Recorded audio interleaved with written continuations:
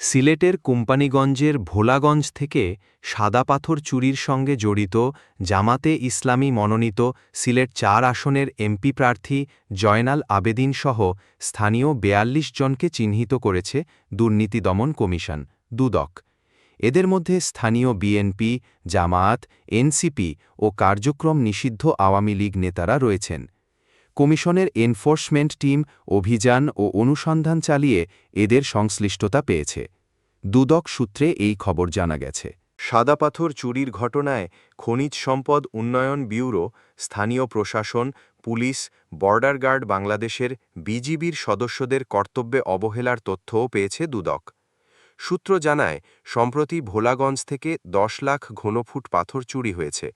এর মধ্যে অতি মূল্যবান সাদা পাথর উদ্ধার করা হয়েছে প্রায় ২.৫ লাখ ঘনফুট। গত এক বছরে সাদা সহ অন্যান্য পাথর চুরি হয়েছে প্রায় ৪০ লাখ ঘনফুট। সাদা পাথর চুরির ঘটনা ধরা পড়ে গত ১০ আগস্ট। এরপর দুদক ভোলাগঞ্জে অভিযান চালায় গত ১৩ আগস্ট। বিএনপির ২০ নেতাকর্মী।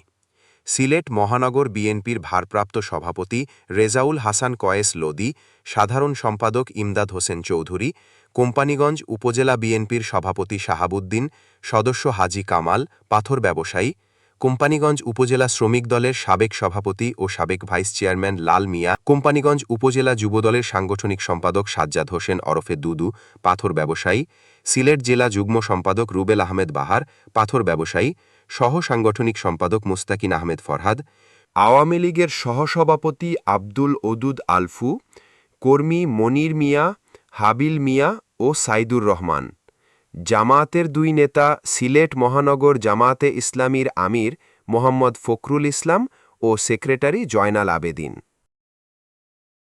দুর্নীতি দমন কমিশনের মহাপরিচালক ও মুখপাত্র মোহাম্মদ আক্তার হোসেন বলেছেন যে এনফোর্সমেন্ট টিম পাথর উত্তোলনের মাধ্যমে প্রাকৃতিক সম্পদের ব্যাপক ক্ষতিসাধনের অভিযোগে দ্রুত কমিশনে প্রতিবেদন দাখিল করবে।